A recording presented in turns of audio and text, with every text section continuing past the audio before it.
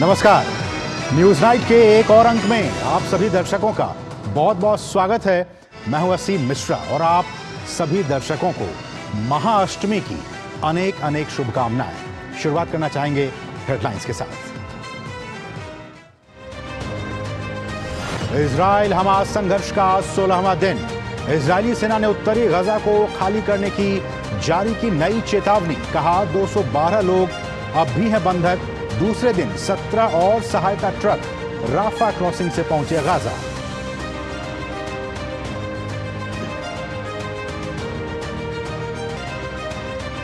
बढ़ते संघर्ष के बीच भारत का बड़ा कदम।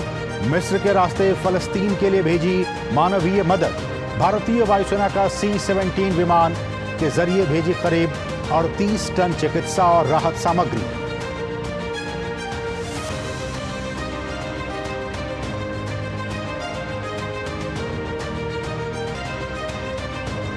विदेश मंत्री डॉक्टर एस जयशंकर ने कहा, कठिन दौर से गुजर रहे हैं भारत और कनाडा के रिश्ते। सुरक्षा चिंताओं के मद्देनजर कनाडा में भारतीय वीजा सेवा को किया गया स्थगित। कनाडा की राजनीति के खास तबके और नीतियों से जताया ऐतराज।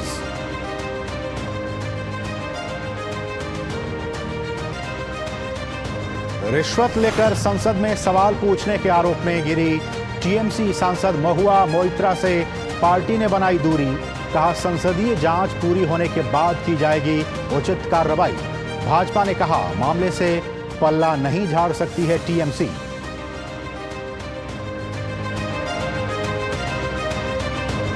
मध्य प्रदेश में तेज हुआ चुनाव प्रचार। मुख्यमंत्री शिवराज सिंह ने विपक्षी गठबंधन में दरार के लिए कमलनाथ को ठहराया जिम्मेदार। कांग्रेस पर लगातार हमलावर होने के बाद अब समाजवादी पार्टी ने साधी चुप्पी। आपसी रार के बीच कमलनाथ ने किया पार्टी के लिए चुनाव प्रचार। तेलंगाना में विधानसभा चुनावों के लिए बीजेपी ने 52 उम्मीदवारों की जारी की पहली सूची। 12 महिलाओं सहित 3 सांसदों को उतारा मैदान में। एकमात्र विधायक fire brand T Raja Singh का निलंबन वापस कर दिया टिकट। बीआरएस और कांग्रेस ने प्रचार को दी धार। महाअष्टमी के मौके पर महागौरी के दर्शन के लिए मंदिरों में उमड़ा आस्था का सैलाब। श्रद्धा और उल्लास के साथ हो रही है मां दुर्गा की पूजा।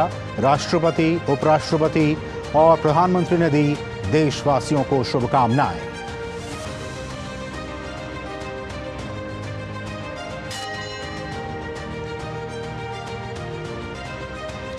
और धर्मशाला के रण में भारत के सामने न्यूजीलैंड ने रखा 274 रनों का लक्ष्य। टीम इंडिया की सधी हुई शुरुआत। इस विश्व कप में पहली बार मैदान पर उतरे मोहम्मद शामी ने झटके 5 विकेट।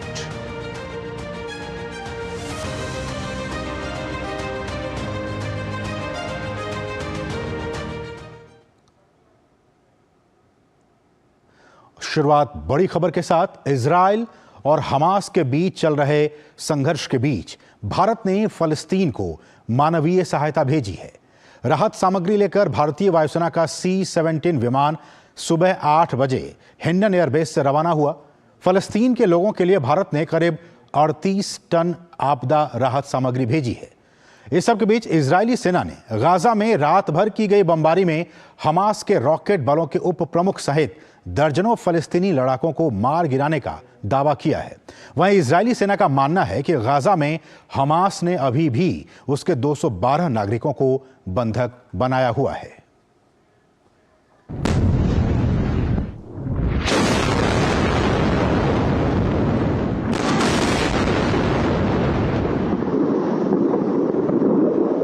इजराइल और हमास के बीच संघर्ष का 16वां दिन।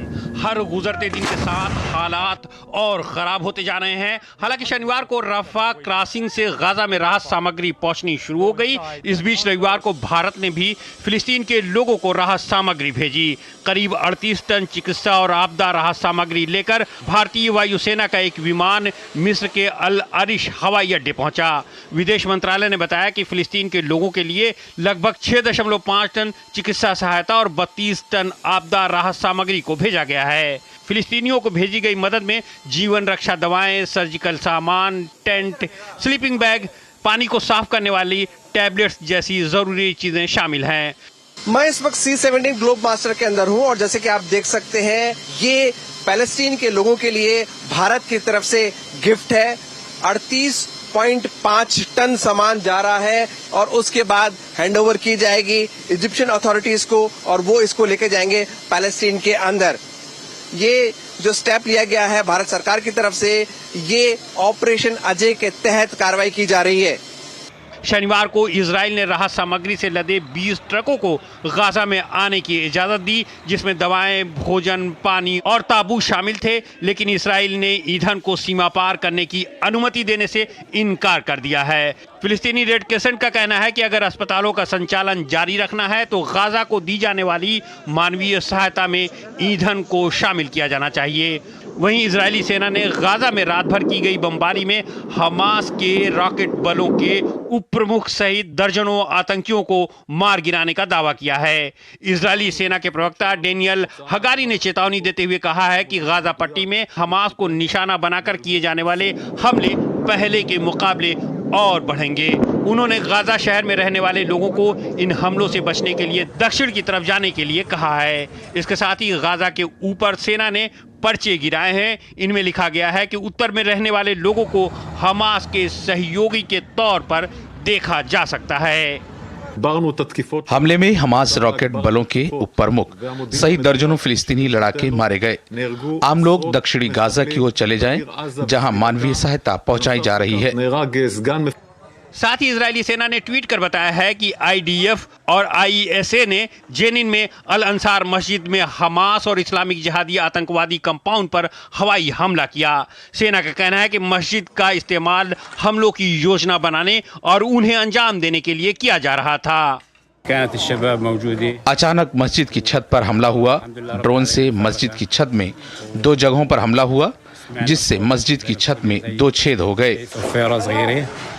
उत्तरी मोर्चे लेबनान सीमा पर भी इजरायली सेना लगातार कार्रवाई कर रही है। पिछले कुछ दिनों में इजराइल और लेबनान की सीमा पर हिजबुल्लाह और इजरायली सेना के बीच बार बार गोलीबारी की घटनाएं दर्ज की गई हैं। इसकी वजह से इजराइल के साथ लगने वाली लेबनानी सीमा पर तनाव बढ़ गया है। आशंकाएं जताई जा रही हैं कि यह तनाव एक बड़े संघर्ष में तब्दील हो सकता है।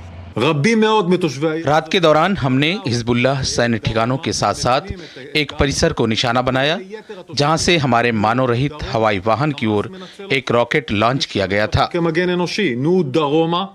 इस बीच संयुक्त राष्ट्र महासचिव एंटोनियो गुटेरेस ने फिलिस्तीनी मुद्दे को हल करने के लिए द्विराष्ट्र सिद्धांत पर जोर दिया है। उन्होंने कहा कि हम शांति और स्थिरता को नजरअंदाज नहीं कर सकते हैं। यूएन महासचिव ने कहा कि इजराइल को अपनी सुरक्षा के लिए आवश्यक जरूरतों को पूरा होते देखना चाहिए। उधर दुनिया के अलग अलग हिस्सों में संघर्ष रोकने के लिए विरोध प्रदर्शन हो रहा है। 7 अक्टूबर को हमास द्वारा किए गए हमले के बाद इजराइल जवाबी कार्रवाई कर रहा है। हमास के हमलों में इजराइल में 1400 से अधिक लोगों की मौत हुई थी। दिल्ली से विशाल बैरिस्टो के साथ अमृतपाल सिंह की रिपोर्ट, DD न्यूज़, तेल अवीव।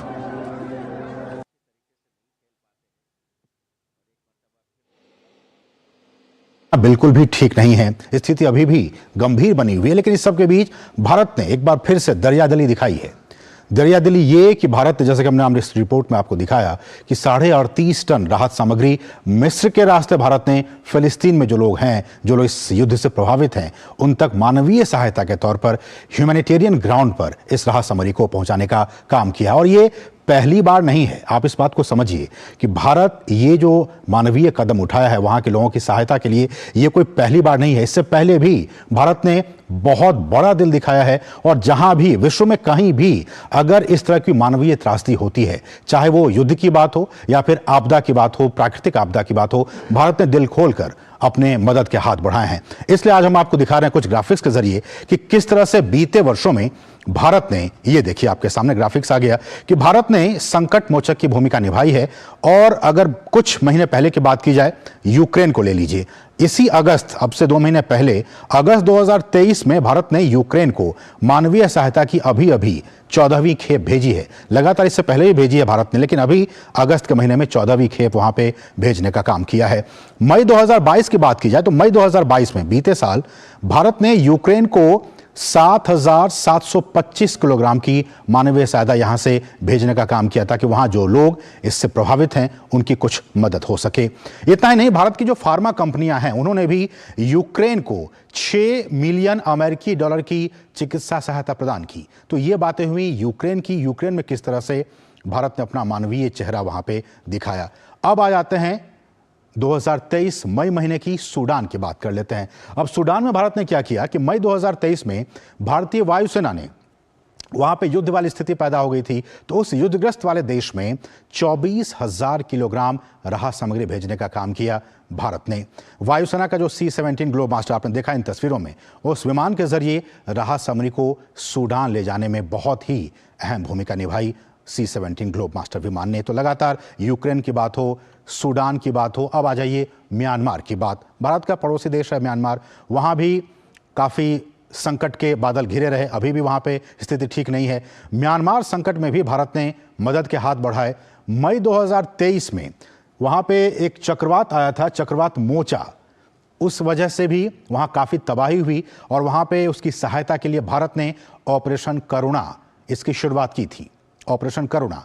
और इसमें INS शिवालिक, कारमोटा और सावित्री जो INS के जो जहाज हैं उनके जरिए 40 टन से अधिक राहत सामग्री म्यांमार के लिए भेजी गई थी। तो लगातार इन देशों में, जैसे कि हमने कहा, चाहे वो युद्ध की बात हो या फिर प्राकृतिक आपदा की बात हो, भारत लगातार मदद का हाथ बढ़ाता रहा है। अब आ जाइए तुर्की की बात। आप जानते हैं कि भयंकर वहां पे भूकंप आया था। तुर्की भूकंप में भी भारत ने वहां के लोगों की काफी मदद की। 6 फरवरी 2023 की बात है कि जब सीरिया और तुर्की में 2 बहुत ही शक्तिशाली भूकंप आए थे और भारतीय खेप जो भारत की तरफ से भेजी गई राहत सामग्री 5,945 टन, जी हां 5,945 टन आपातकालीन राहत सामग्री इसमें शामिल थी ताकि वहां के लोगों को कुछ मदद मिल सके। अब चूंकि जानते हैं कि अर्थक्वेक होने के बाद बहुत से लोग फंसे हुए थे, उनको निकालने का काम भारत ने फटाफट NDRF की टीम को वहां भेजने का काम किया ताकि वहां जो लोग फंसे हुए हैं उनको बाहर निकाला जा सके, सुरक्षित तौर पर निकाला जा सके। इसमें भी भारतीय दलों ने बहुत ही बेहतरीन काम किया। भारतीय सेना फील्ड अस्पताल ने 3,000 से अधिक हताहत जो लोग उसमें जख्मी हो गए थे उनको उनका वहां पे इलाज करने का काम किया।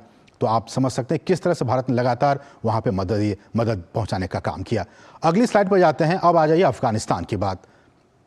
अफगानिस्तान को भी भारत ने मानवीय सहायता दिया। जून 2023 में, इसी साल जून में 22,167 किलोग्राम आवश्यक दवाएं अफगानिस्तान को भारत ने भेजी गई थी। और ईरान के चाबहार बंदरगाह के दूसरे रूट के जरिए, आप समझ सकते हैं, चाबहार पोर्ट के जरिए 20,000 मीट्रिक टन, ताकि वहां पे खाने पीने कोई कम से कम दिक्कत ना हो, गेहूं भेजने का भारत ने काम किया।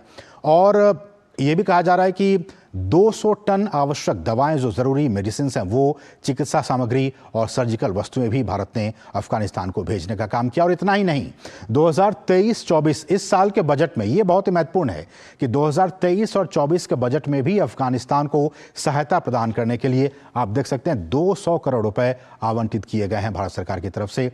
बहुत ही महत्वपूर्ण ये जानकारी हम आपको दे रहे हैं। उससे पहले 2015 की बात करते हैं, अब नेपाल की बात कर लेते हैं।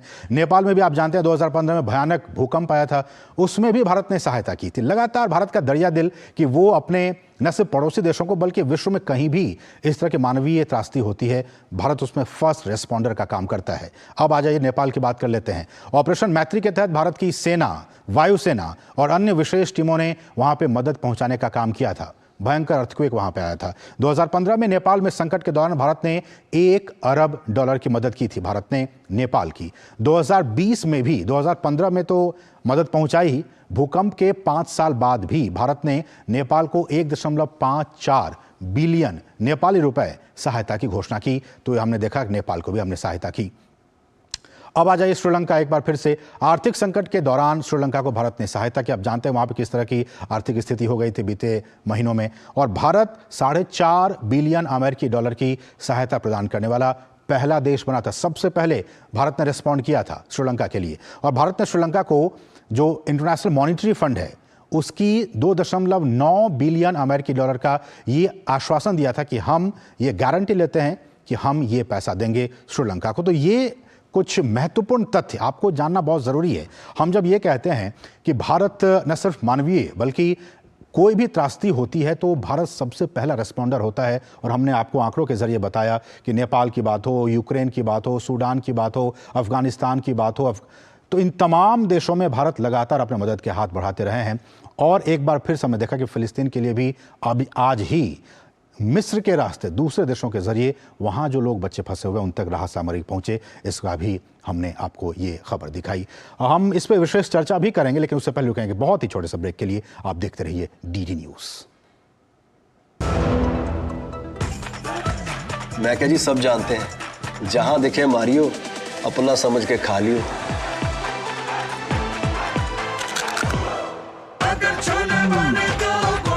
गोल्डी छोले मसाले, जहाँ जाए रिश्ते बनाए, जहाँ जाए रिश्ते बनाए, गोल्डी मसाले।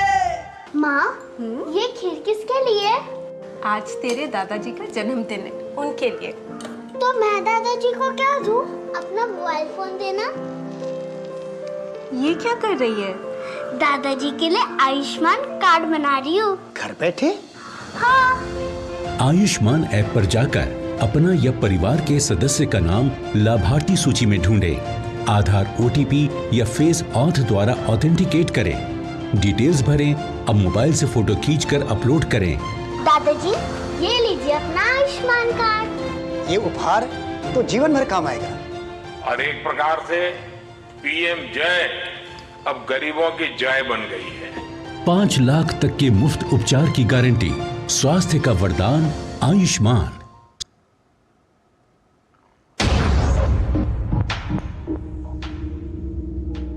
हरदम तैयार है, बिल्कुल तैयार है, हरदम तैयार है, तैयार है, जी जान से तैयार है, इसीलिए तो हम लहरों के पहरेदार हैं। शैतानी, शैतानी, हम हैं नौसेना, हम हैं भारत के।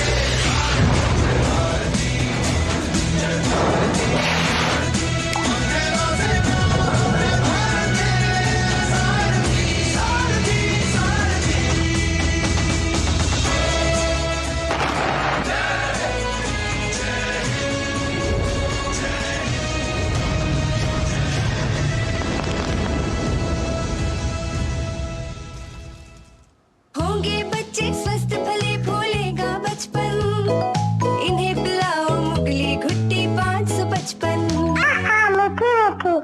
दिन दिनक दिन, दिनक दिन, दिन दिनक दिन, तुम जाना दिन। अरे गोविंदा जी, आप यहाँ? हाँ बबुआ, हम यहाँ। पर तुम क्या छुपा रहे हो वहाँ? कुछ भी तो नहीं। जब दांत खाज की खुजली पे ना हो काबू तो उसे गमछे से नहीं छुपाते बाबू। तो फिर उसे भगाए कैसे? जालिम लोशन लगाकर दांत खाज की खुजली, एक्जिमा जड़ से निकाले। अभी खरीदे जालिम लोशन। मैं क्या जी सब जानते हैं, जहां दिखे मारियो, अपना समझ के खा लियो।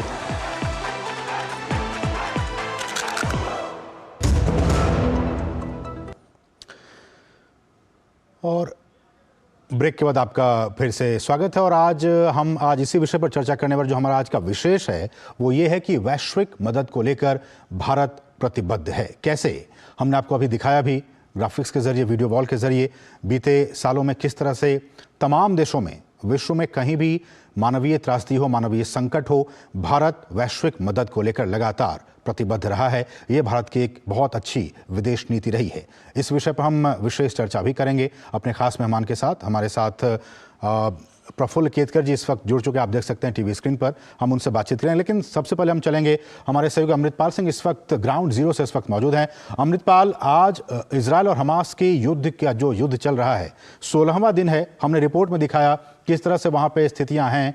आप ग्राउंड जीरो पे हैं, सबसे पहले आप बताइए कि वहाँ पे क्या कुछ स्थिति इस वक्त बनी हुई है।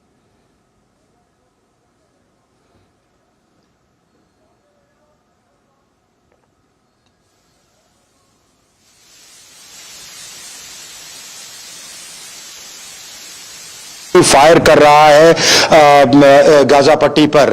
और आज जो इनके प्रधानमंत्री हैं बेंजामिन नेतन्याहू, वो जाके ट्रूप्स को मिले लेबनान बॉर्डर पर, तो वहां उन्होंने कहा कि मैं आपको ये नहीं बता सकता हूं कि लेबनान इसमें कि हिजबुल्लाह इसमें कूदेगा कि नहीं, पर उन्होंने चेतावनी दी कि हिजबुल्लाह अगर कूदा तो उनको हम खत्म कर देंगे। कि वो बोले कि उनके वर्ड्स थे, it will be an unimaginable mistake of your life. तो बेसिकली उन्होंने हिजबुल्लाह को चेतावनी दी कि आप सेकंड फ्रंट खोलने की हिमायत ना करें, इजराइल उसके लिए पूरी तरह तैयार है। और बॉर्डर टाउन से वैक्यूएशन लगातार चल रही है। नॉर्थ में जो लेबनान के साथ बॉर्डर है 5 किलोमीटर अंदर तक इजराइल की धरती पर इन्होंने अपने जो गांव टाउन्स वो खाली करवा लिए हैं, उनको और सेफ प्लेसेस हाइफा, यरूशलेम, डेड सी के पास इन जगहों पर भेज दिया है। और वहीं साउथ में भी गाजा पट्टी के साथ गांव खाली करवा लिए गए हैं। तो क्लियर इंडिकेशन है कि इजरायली आर्मी कभी भी पूरी तैयारी कर चुकी है और कभी भी ग्राउंड असॉल्ट इमिनेंट है। ये लोग अपने टैंक्स और आर्टिलरी गन्स के साथ अंदर जा सकते हैं। और लगातार इस फायरिंग से, इस बॉम्बिंग से गजा में मौतें हो रही हैं। काफ़ी डिस्प्लेसमेंट लोगों का हुआ है। करीब 7 लाख लोग नॉर्दर्न गाजा से निकलकर साउथ में जा चुके हैं। इजरायली एयरफोर्स वहाँ लीफलेट्स गिरा रही है, पैम्फलेट गिरा रही है कि आप गाजा सिटी, नॉर्दर्न गाजा छोड़ दें और यहाँ से आप प्लान करें, नहीं तो अगर आप यहाँ रुकते हैं तो हम आपको आतंकवादियों के कोलैबोरेटर्स मानेंगे। हमारे लिए आप तो फिर अगर उसमें मौतें हुई तो आप जिम्मेवार हैं। तो इजराइल बहुत सख्त भाषा का इस्तेमाल कर रहा है। वहीं आज अमेरिका ने भी एडिशनल ट्रूप्स ऑर्डर कर दिए हैं मिडिल ईस्ट की डिप्लॉयमेंट पे कि अगर स्थिति एस्केलेट होती है और दूसरे कंट्रीज आते हैं, ईरान वगैरह, तो फिर यूएस के ट्रूप्स की डिप्लॉयमेंट नंबर्स उन्होंने हालांकि नहीं दिए। 2 एयरक्राफ्ट कैरियर्स तो उन्होंने पहले ही खड़े कर दिए थे। इनफैक्ट आज बड़ी खबर यह भी है कि सीरिया के 2 एयरपोर्ट्स एलेपो और दमिश्क पर इन्होंने एरियल बॉम्बिंग की और वो एयरपोर्ट्स तोड़ दिए हैं। वो एयरपोर्ट्स नॉन फंक्शनल हो गए हैं। ये इजरायलियों का ये कहना है कि वहां से वेपन्स जा रहे थे हिजबुल्लाह को, तो इसलिए वो बॉम्बिंग करनी पड़ी।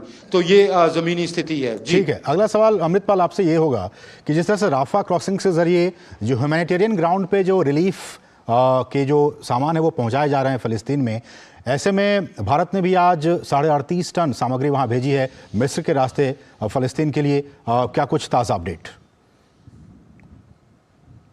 देखिए, वो सामग्री इजिप्ट पहुंच गई। जो इंडियन एम्बेसडर हैं कायरो में, अजीत गुप्ते, उन्होंने ये सामग्री जो भारत ने भेजी है, डिज़ास्टर रिलीफ सामग्री है, टेंट्स हैं, स्लीपिंग बैग्स हैं, मेडिसिन्स हैं और वाटर प्योरीफाइंग टैबलेट्स हैं। तो ये सामग्री जो इजिप्शियन रेड क्रेसेंट है, जैसे रेड क्रॉस होती है तो अरबी देशों में रेड क्रेसेंट होती है, उसकी एक सिस्टर ऑर्गेनाइजेशन, तो उनको हैंड ओवर कर दी है। फिर वो इसको सामग्री को राफा की क्रॉसिंग पे लेके जाएंगे और जो पैलेस्टीनियन रेड क्रेसेंट है उनको हैंड ओवर कर देंगे।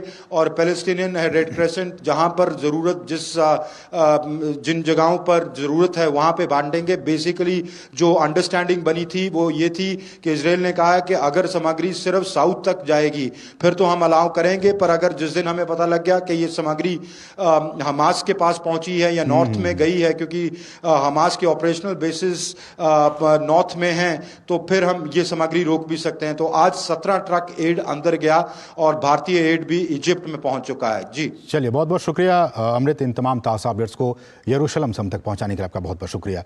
और इसी विषय पर बातचीत करने के लिए खास मेहमान वरिष्ठ पत्रकार प्रफुल्ल केतकर भी हमारे साथ जुड़े हुए हैं।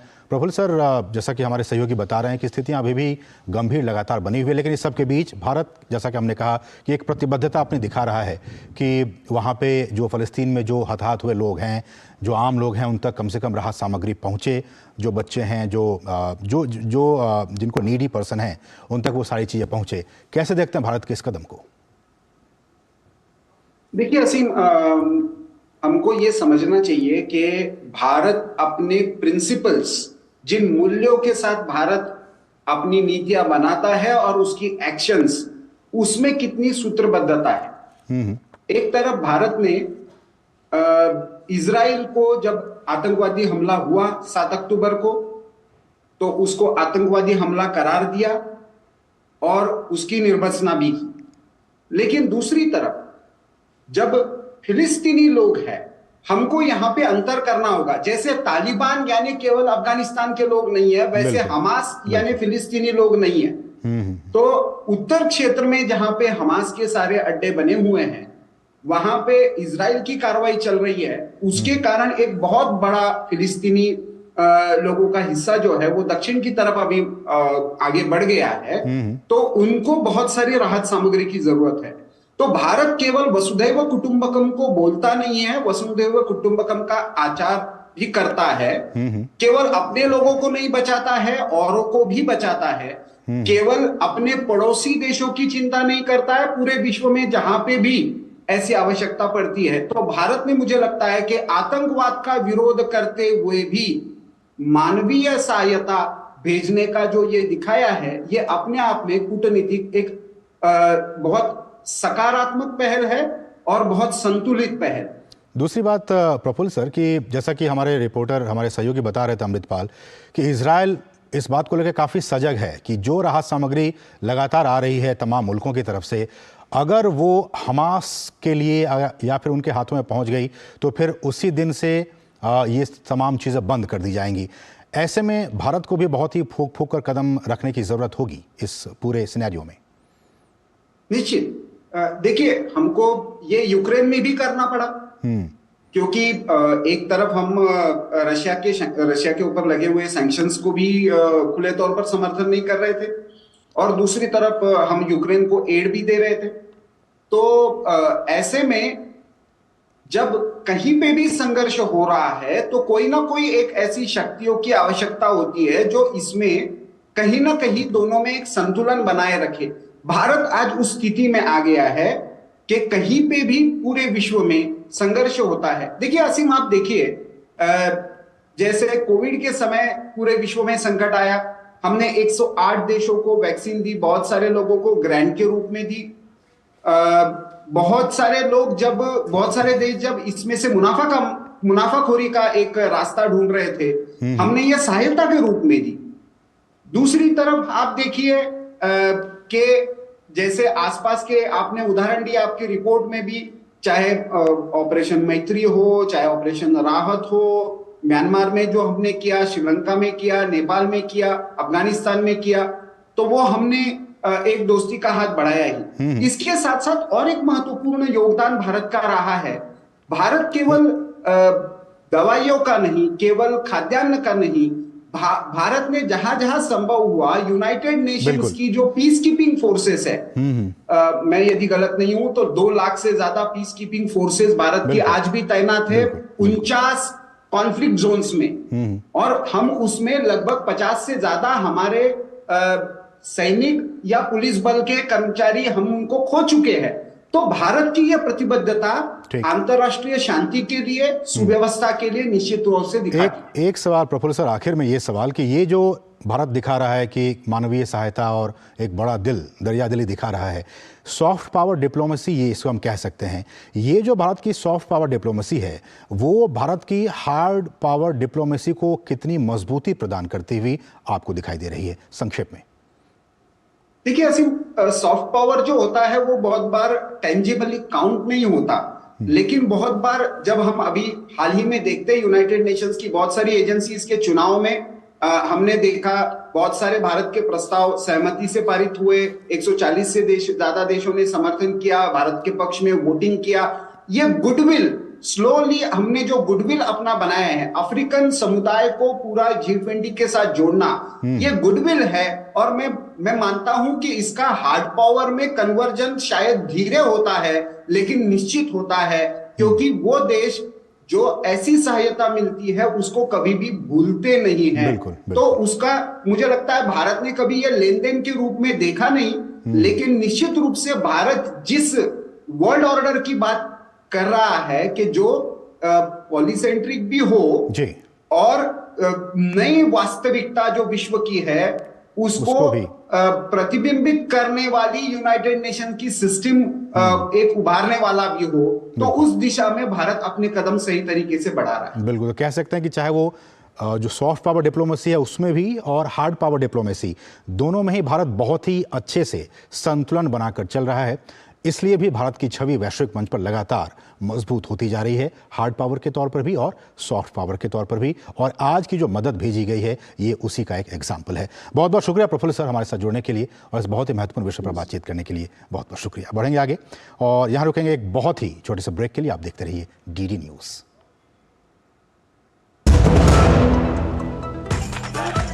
मैं क्या जी सब जानते हैं, जहां देखे मारियो, अपना समझ के खा लियो।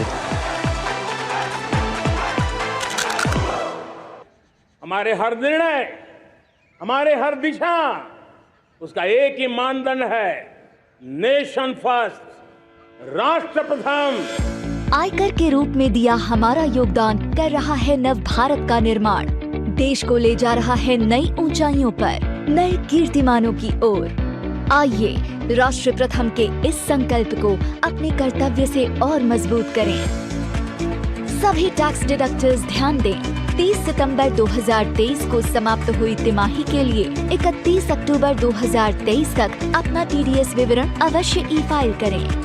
200 रुपए प्रतिदिन की लेट फीस और 1 लाख रुपए तक के जुर्माने से बचने के लिए समय पर अपनी TDS विवरणी ई-फाइल करें। अधिक जानकारी के लिए incometax.gov.in पर जाएं। प्रत्येक आयकर दाता एक राष्ट्र निर्माता। हो बिजनेस बढ़ाना, गुड़िया को पढ़ाना या मिसेस के साथ वेकेशन, लो मुथूट फाइनेंस गोल्ड लोन, भरोसा इंडिया का। मुथूट फाइनेंस भारत का नंबर 1 सबसे भरोसेमंद financial services brand. Gold loan के लिए अभी कॉल करें 1-800-313-1212। गोल्डी छोले मसाले, जहाँ जाएं रिश्ते बनाएं। जहाँ जाए रिश्ते बनाए, गोल्डी मसाले। होंगे बच्चे स्वस्थ भले फूलेगा बचपन, इन्हें पिलाओ मुगली घुट्टी 555। मैं क्या जी सब जानते हैं, जहां देखे मारियो, अपना समझ के खा लियो।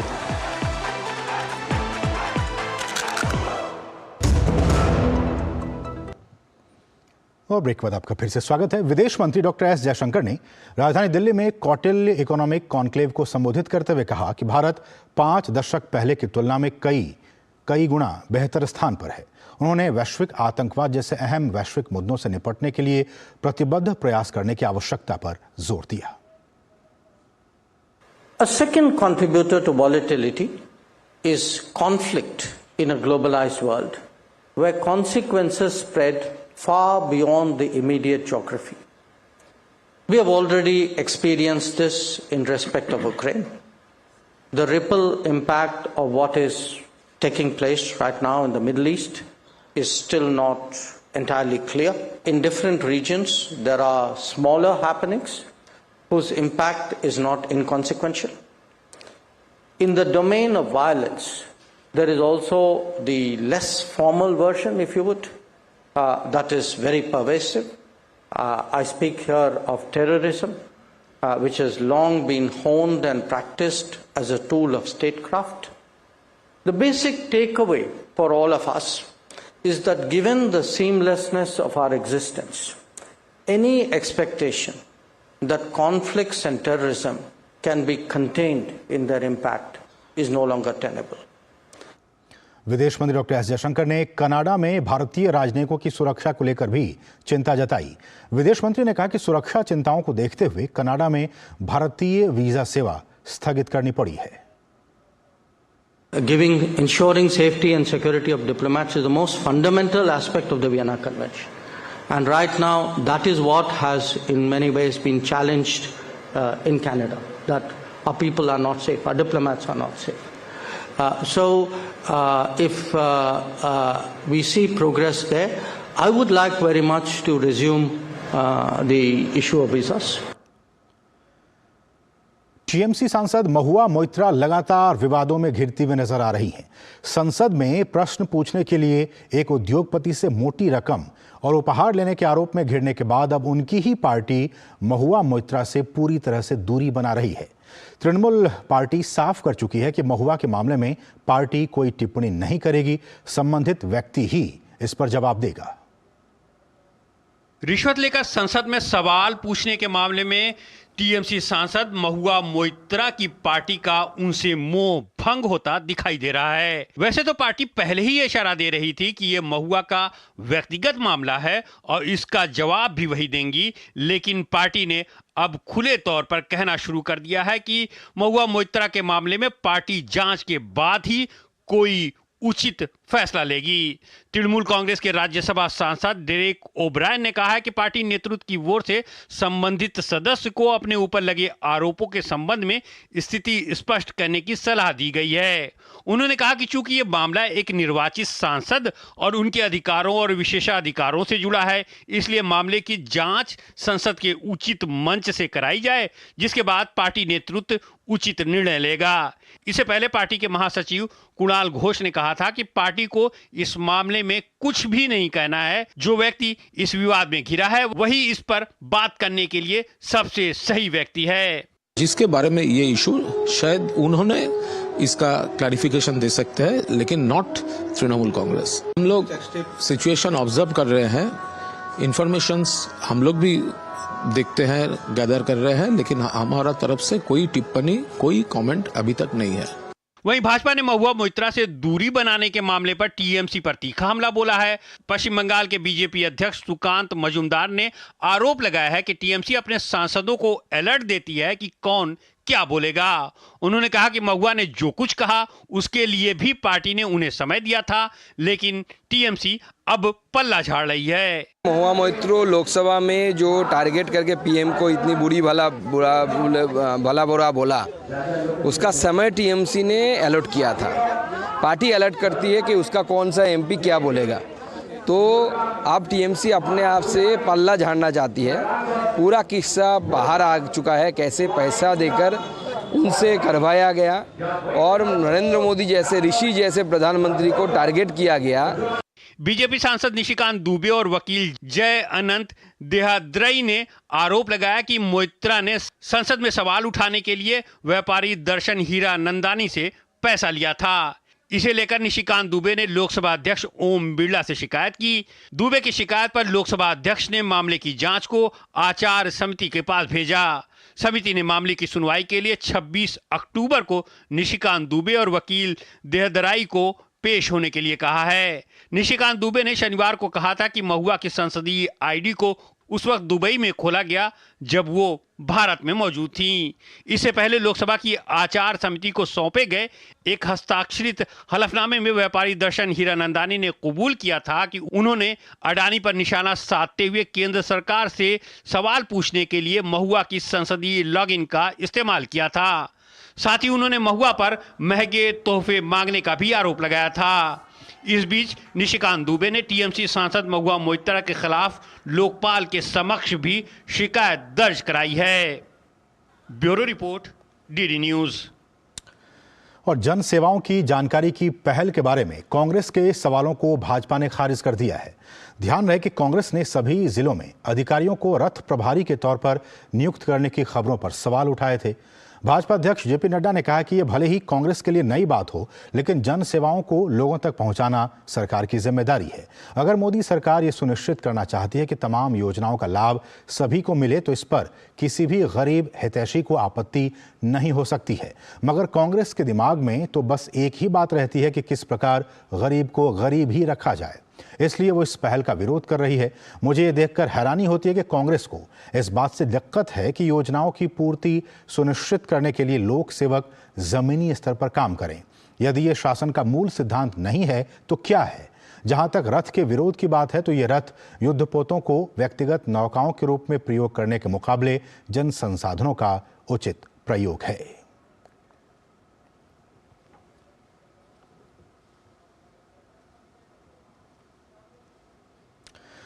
मध्य प्रदेश में समाजवादी पार्टी और कांग्रेस के बीच सीट बंटवारे को लेकर हुए सियासी घटनाक्रम ने देश की सियासत को भी गर्म कर दिया है।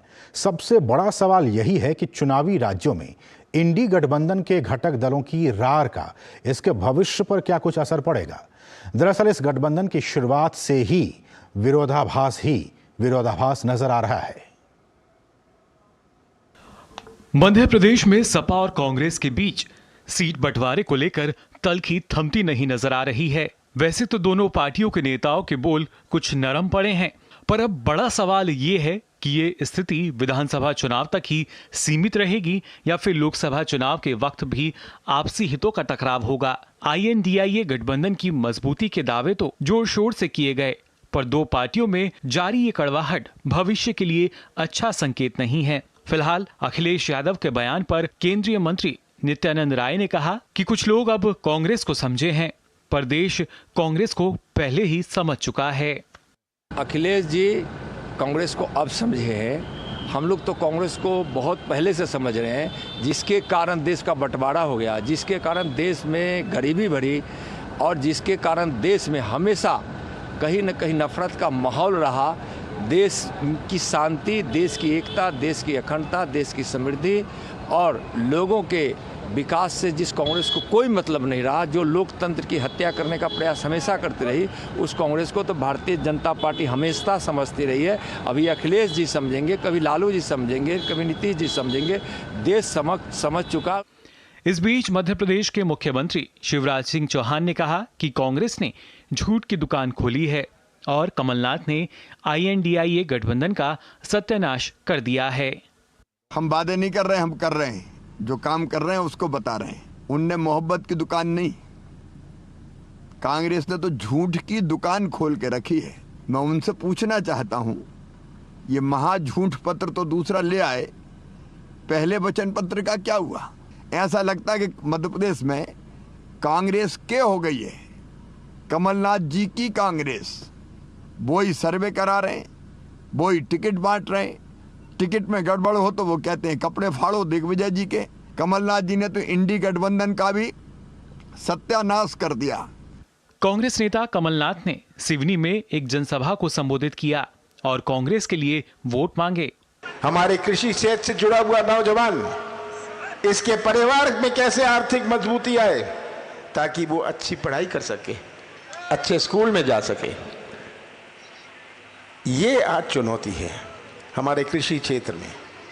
तो आज मैं आपसे यही कहना चाहता हूं कि भविष्य आपके हाथ में है।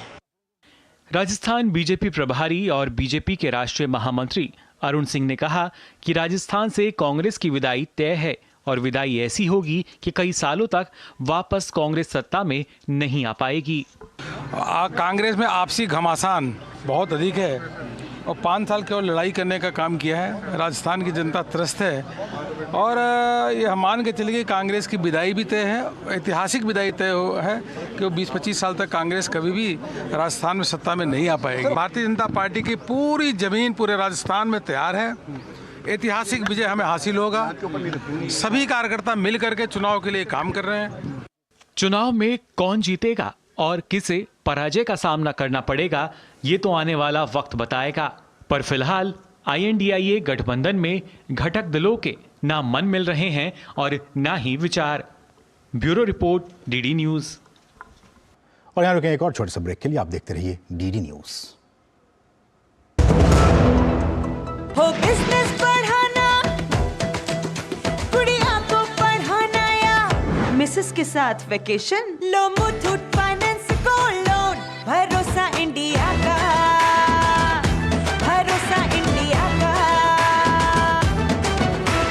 मुथूट फाइनेंस, भारत का नंबर 1 सबसे भरोसेमंद फाइनेंशियल सर्विसेज ब्रांड।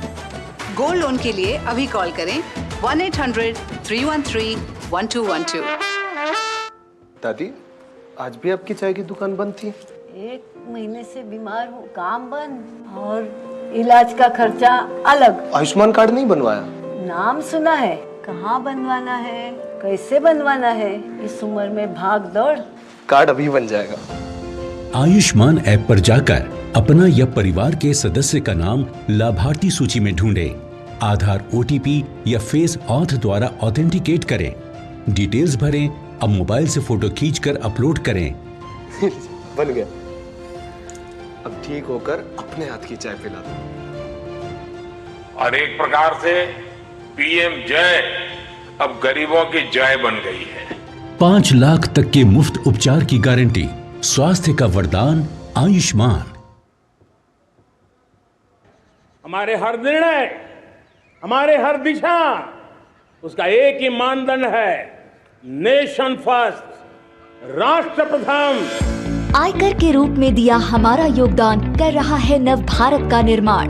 देश को ले जा रहा है नई ऊंचाइयों पर, नए कीर्तिमानों की ओर।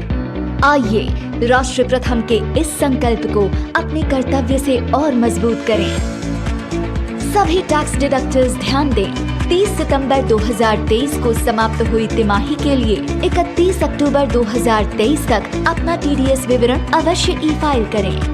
200 रुपए प्रतिदिन की लेट फीस और 1 लाख रुपए तक के जुर्माने से बचने के लिए समय पर अपनी TDS विवरणी ई-फाइल करें। अधिक जानकारी के लिए incometax.gov.in पर जाएं। प्रत्येक आयकर दाता एक राष्ट्र निर्माता। गोल्डी छोले मसाले, जहाँ जाए रिश्ते बनाए, जहाँ जाए रिश्ते बनाए, गोल्डी मसाले। मैं क्या जी सब जानते हैं, जहाँ दिखे मारियो, अपना समझ के खा लियो।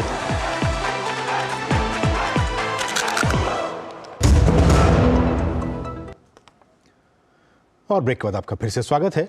देश के 5 राज्यों में विधानसभा चुनाव की घोषणा के बाद सभी दलों ने अपने सिपाहियों को चुनावी रण में उतारना शुरू कर दिया है। तेलंगाना विधानसभा चुनाव के लिए पार्टी ने उम्मीदवारों की पहली सूची जारी की है। 119 विधानसभा सीटों वाले राज्य में पार्टी ने पहली लिस्ट में 52 सीटों पर उम्मीदवारों का ऐलान किया है। इसमें 3 सांसदों को भी टिकट दिया गया है, जबकि 12 महिलाओं को भी टिकट मिला है। भारतीय जनता पार्टी ने तेलंगाना विधानसभा चुनाव के लिए 52 प्रत्याशियों की पहली सूची जारी की है, जिसमें 12 महिला उम्मीदवार शामिल हैं। सत्तारूढ़ भारत राष्ट्रीय समिति BRS से भाजपा में शामिल हुए पूर्व राज्य मंत्री E राजेंद्र 2 सीटों से चुनाव लड़ेंगे। हुजूराबाद अपने निर्वाचन क्षेत्र के अलावा भाजपा ने उन्हें गजवेल में भी चुनावी मैदान में उतारा है। इस निर्वाचन क्षेत्र से मुख्यमंत्री K चंद्रशेखर राव भी चुनाव लड़ेंगे। मुख्यमंत्री कामारेड्डी से भी चुनाव लड़ेंगे। 3 सांसद B संजय कुमार, सोयम बापूराव और अरविंद धर्मपुरी इस बार विधानसभा चुनाव लड़ रहे हैं। पहली सूची में जगह बनाने वाले वरिष्ठ भाजपा महिला मोर्चा नेता DK अरुणा, विधायक रघुनंदन राव, पूर्व विधायक रामचंद्र रेड्डी, B शोभा का नाम भी शामिल है। भाजपा ने राज्य के फायर ब्रांड नेता T राजा सिंह को गौशमहल से प्रत्याशी बनाया है। वे अभी इस सीट से विधायक हैं। पिछले साल T राजा पर धार्मिक भावनाओं को भड़काने का आरोप लगा था। गौशामहल जो विधानसभा है ये हैदराबाद पार्लियामेंट में ही आता है, और हैदराबाद पार्लियामेंट का जो MP है, जो सांसद है, दुर्भाग्य से असदुद्दीन ओवैसी है, जो कि एक देशद्रोही है। हमेशा से चुनाव में असदुद्दीन ओवैसी मुसलमानों का वोट कांग्रेसों को बेचता था, अब वो TRS को वोट बेचता है, सिर्फ बेचने की, और एक बहुत बड़ा बिजनेसमैन है वो। और इसी की पार्लियामेंट से मैं 2 बार का विधायक बना हूं, और आने वाले समय में भी मैं यही विधानसभा से जनता के आशीर्वाद से जीतता रहूंगा और ऐसे देशद्रोहियों को जवाब देते रहूंगा। तेलंगाना के भाजपा अध्यक्ष G किशन रेड्डी ने कहा है कि भाजपा उम्मीदवारों की सूची को लेकर जनता की अच्छी प्रतिक्रिया मिल रही है। आज जो लिस्ट किया है उसमें प्रत्याशी वो सीनियर लीडर्स है, सभी लोग इसमें शामिल है। 3 सांसद भी लड़ रहे और 3 विधायक भी लड़ रहे, लगभग 12 XMLAs भी है, लगभग 3 XMPs भी है, म्युनिसिपल चेयरमैन्स भी है। ऑलमोस्ट जो लिस्ट आज घोषणा करने के बाद सभी एक अच्छे रेस्पॉन्स जनता के बीच में से आ रहे हैं। कांग्रेस तेलंगाना में पहले ही 55 उम्मीदवारों के नाम का ऐलान कर चुकी है। तेलंगाना में सत्तारूढ़ी भारत राष्ट्रीय समिति यानी BRS को इस बार कांग्रेस और BJP से कड़ी टक्कर मिलने की उम्मीद जताई जा रही है। तेलंगाना की 119 सीटों पर 30 नवंबर को मतदान होगा और 3 दिसंबर को चुनाव के नतीजे आएंगे। Bureau report, DD news. और यहाँ रुके एक और छोटे से ब्रेक के लिए, आप देखते रहिए DD न्यूज।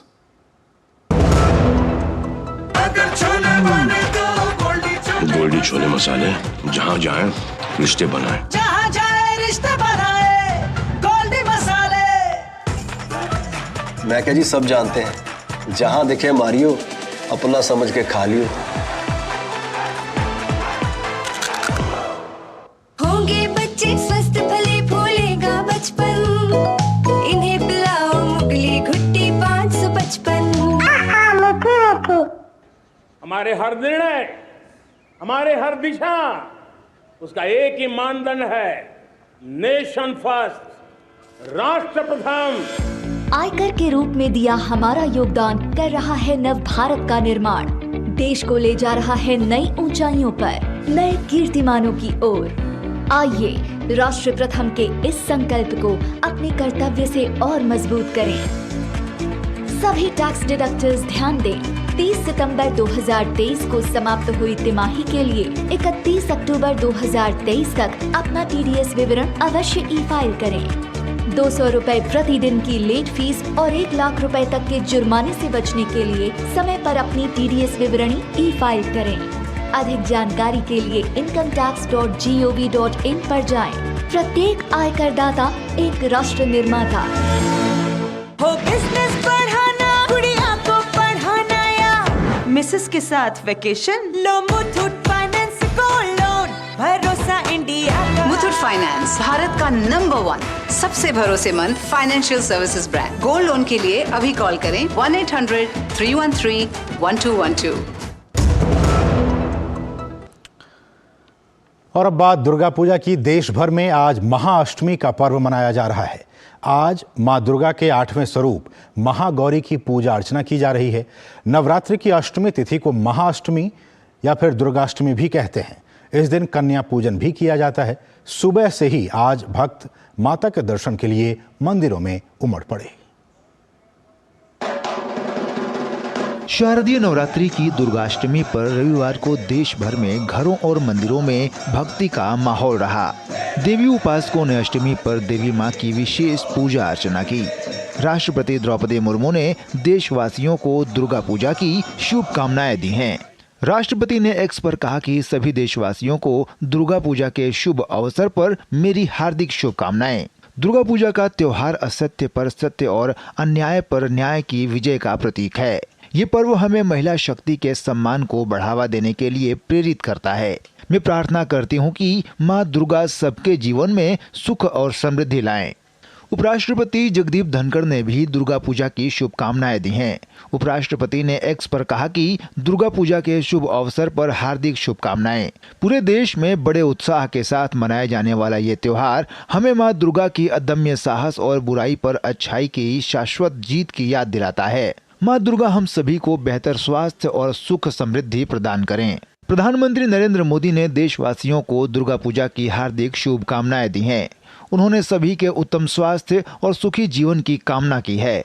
प्रधानमंत्री ने एक्स पर पोस्ट किया, देश भर के मेरे परिवारजनों को दुर्गा पूजा की ढेरों शुभकामनाएं। माँ दुर्गा हर किसी को उत्तम स्वास्थ्य और सुखी जीवन का आशीर्वाद दें। प्रधानमंत्री ने आज अष्टमी पर मां महागौरी को नमन किया और एक स्तुति को साझा किया। आज मां महागौरी की विशेष पूजा अर्चना का पावन दिन है। करुणामयी और अमोघ फलदायिनी देवी मां से प्रार्थना है कि अपने सभी साधकों को आशीष देकर उनका कल्याण करें। जम्मू कश्मीर के उपराज्यपाल मनोज सिन्हा ने महाअष्टमी के अवसर पर वैष्णो देवी मंदिर में पूजा अर्चना की। देश भर में दुर्गा पूजा पंडालों में दिव्य और आभापूर्ण मां की प्रतिमा लगी है। मंदिरों में भक्तों की लंबी कतार लगी है। दर्शन के अभिलाषी बच्चे, महिलाएं, युवा, बुजुर्ग हर कोई मां का आशीर्वाद लेने पहुंचा। हर ओर कृपा स्वरूपा मां की भक्ति में लोग डूबे रहे। देश ही नहीं विदेशों में भी दुर्गा पूजा की धूम है। भारतीय सांस्कृतिक संघ और स्वामी विवेकानंद सांस्कृतिक केंद्र के सहयोग से श्रीलंका की राजधानी कोलंबो में उत्साह और उल्लास के साथ दुर्गा पूजा मनाई गई। कोलंबो के श्री मनिका विजयनगर कोविल में महाअष्टमी के अवसर पर सुबह से ही भक्तों की भीड़ उमड़ी। भक्तों ने आस्था और श्रद्धा भाव के साथ पूजा अर्चना की। इससे पहले पिछले हफ्ते भारतीय समुदाय ने होटल ताज समुद्रा में डांडिया नाइट का कार्यक्रम बड़ी धूमधाम से मनाया था। बांग्लादेश के सिलहट शहर के जौनपुर गांव में भी 51 शक्तिपीठों में से एक महालक्ष्मी मंदिर में दुर्गा पूजा का उत्सव मनाया जा रहा है। ये मंदिर स्थानीय तौर पर सिलहट में श्री श्री महालक्ष्मी भैरवी ग्रीवा महापीठ के नाम से जाना जाता है। दुर्गा पूजा के अवसर पर मंदिर में हिंदू समुदाय से बड़ी संख्या में तीर्थयात्री आए और पूजा अर्चना की। मान्यता है कि माता दुर्गा ने असुर महिषासुर के साथ युद्ध कर उसका वध किया था। असुरी शक्ति पर जीत के इसी पर्व को भक्त नवरात्रि के रूप में मनाते हैं। Bureau report, DD news. और अब बात कुल्लू दशहरा की। हिमाचल प्रदेश के कुल्लू में अंतर्राष्ट्रीय दशहरा उत्सव की तैयारियां जोरों पर हैं। इसके लिए ढालपुर का मैदान भी सजने लगा है। आपको बता दें कि माता हिडिंबा के बिना दशहरा उत्सव का आयोजन सफल नहीं हो सकता। आइए देखते हैं कुल्लू के अंतर्राष्ट्रीय दशहरा में देवी हिडिंबा के महत्व से जुड़ी ये खास रिपोर्ट।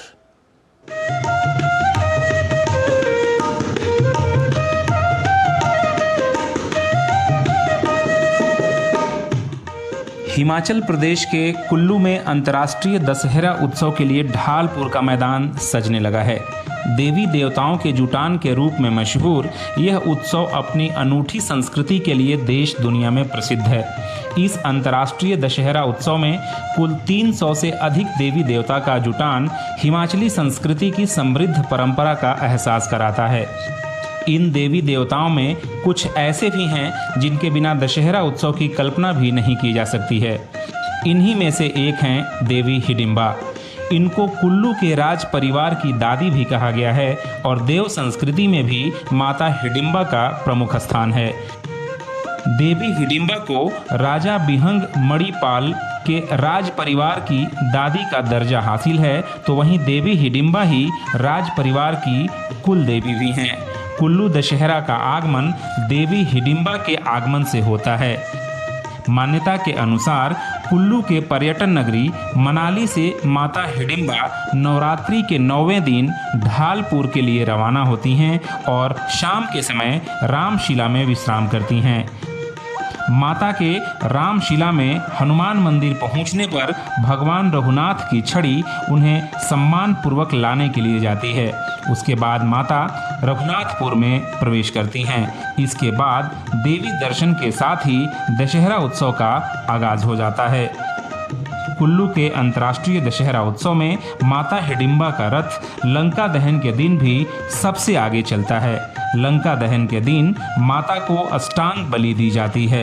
लंका दहन के दिन ही माता हिडिंबा का गुड़ और धूप जलाने का पात्र साथ लेकर जाते हैं। जैसे ही बलि की प्रथा पूरी होती है तो माता का रथ वापस अपने देवालय की ओर लौट जाता है और इसके साथ ही दशहरा उत्सव का समापन हो जाता है।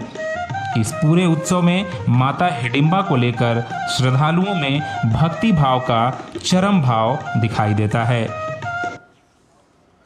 तो आप सभी को एक बार फिर से नवरात्रि की महाअष्टमी की ढेरों शुभकामनाओं के साथ न्यूज़ नाइट के आज इस समय बस इतना ही। लेकिन जाने से पहले आपको छोड़े जाते हैं देश की कुछ दूसरी महत्वपूर्ण खबरों के साथ। आप देखिए इन खबरों को और हमें दीजिए अनुमति। नमस्कार। आईएमडी ने 23 से 25 अक्टूबर के बीच तटीय ओडिशा और पश्चिम बंगाल में हल्की से मध्यम वर्षा होने की उम्मीद जताई है। आईएमडी महानिदेशक डॉक्टर मृत्युंजय महापात्र ने चक्रवाती तूफान तेज पर जानकारी देते हुए कहा कि बंगाल की खाड़ी में एक दबाव तेज होकर चक्रवाती तूफान बन सकता है। उत्तरी सिक्किम के बाढ़ प्रभावित क्षेत्रों में राहत और पुनर्वास का काम युद्ध स्तर पर जारी है। सेना ने चुंगथांग तक संपर्क बहाल करने के लिए 150 फुट लंबे पहले पुल का निर्माण आज पूरा कर लिया है। दूसरे पुल के 27 अक्टूबर तक पूरा किए जाने की संभावना है। 2 जन प्रमाण पत्र मामले में समाजवादी पार्टी के नेता आजम खां और उनके बेटे अब्दुल्ला आजम को रामपुर जेल से सीतापुर जेल शिफ्ट कर दिया गया है। अदालत ने बुधवार को 7 साल जेल की सजा सुनाई थी। केंद्रीय मंत्री अनुराग सिंह ठाकुर हिमाचल प्रदेश के दौरे पर हैं। दुर्गाष्टमी के अवसर पर उन्होंने कांगड़ा स्थित माता बगलामुखी मंदिर में पूजा अर्चना की। राष्ट्रीय राजधानी और उसके आसपास के क्षेत्रों में समग्र वायु गुणवत्ता बहुत खराब श्रेणी में दर्ज की गई। दिल्ली में समग्र वायु गुणवत्ता 302, वहीं दिल्ली विश्वविद्यालय की गुणवत्ता 330 और दिल्ली हवाई अड्डे के टर्मिनल 3 के पास आसपास भी वायु गुणवत्ता 313 दर्ज की गई।